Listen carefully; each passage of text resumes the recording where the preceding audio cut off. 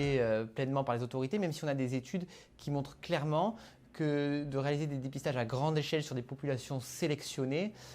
améliore le pronostic du cancer du poumon, car permet de diagnostiquer à des stades beaucoup plus précoces des cancers. Pour notre part, à l'hôpital Saint-Joseph, il y a des bornes qui sont mises dans différents lieux. Le patient peut vérifier son éligibilité à notre protocole de recherche via les bornes. Il pourra être contacté pour bénéficier d'un scanner dans le cadre protocolaire. Après un scanner thoracique réalisé dans le cadre d'un dépistage qui soit individuel ou organisé, le patient bénéficiera par la suite d'explorations plus approfondies pour aboutir à un diagnostic précis de ses nodules.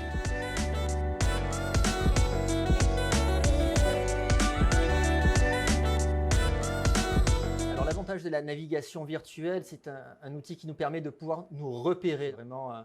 un vrai labyrinthe, cet arbre bronchique, et l'objectif est d'arriver à avoir une planification avec une vraie possibilité d'orientation au sein de l'arbre bronchique, et donc à la fois gagner du temps et surtout gagner en précision dans l'objectif de rejoindre la lésion. Dans ce type de logiciel, il faut faire coïncider les éléments du scanner du patient avec cette forme d'exploration virtuelle. Une fois qu'on a identifié la zone, en faisant un marquage précis, le système permet d'avoir une analyse donc de l'arbre bronchique et de nous donner le meilleur plan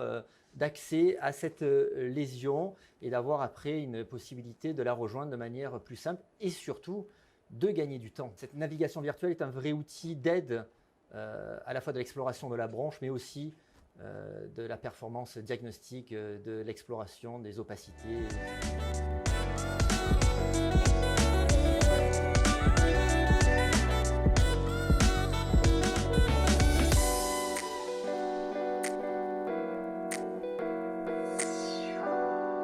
Une fois que la navigation virtuelle est réalisée et terminée, on passe à la bronchoscopie périphérique avec une technique mini-invasive qui se fait sous anesthésie générale, qui dure généralement 15 à 20 minutes maximum, qui permet d'avoir une exploration de l'arbre bronchique en proximal, mais surtout un abord périphérique en utilisant des technologies là aussi variables, avec des endoscopes de taille plus ou moins miniaturisée, mais surtout l'utilisation d'une technologie échographique radiaire avec une mini-sonde d'un diamètre d'environ 1,4 mm pour aller le plus loin possible dans l'approche périphérique. Cette technique d'échographie radiaire en mini-sonde nous permet de visualiser la lésion de manière exacte, et ensuite, une fois qu'il y a eu cette visualisation en temps réel, de pouvoir réaliser des prélèvements en utilisant différents outils, que ce soit de la pince, mais aussi la possibilité de faire des cryobiopsies de ces lésions périphériques pour augmenter le tissu histologique à analyser. On peut dans le même temps réaliser un examen en utilisant un écho-endoscope, qui est cette fois-ci une technique linéaire qui permet d'explorer le médiastin et d'avoir en même temps un diagnostic de l'opacité périphérique, mais aussi la stadification qui permet de pouvoir prendre la meilleure décision thérapeutique. Les complications de cet examen sont très rares, mais surtout elles sont très bien maîtrisées. Cette approche en écho-endoscopie permet de pouvoir avoir une précision dans la maladie du patient et surtout de lui proposer une thérapeutique personnalisée. Ce cheminement est sans cesse amélioré tant sur le plan technique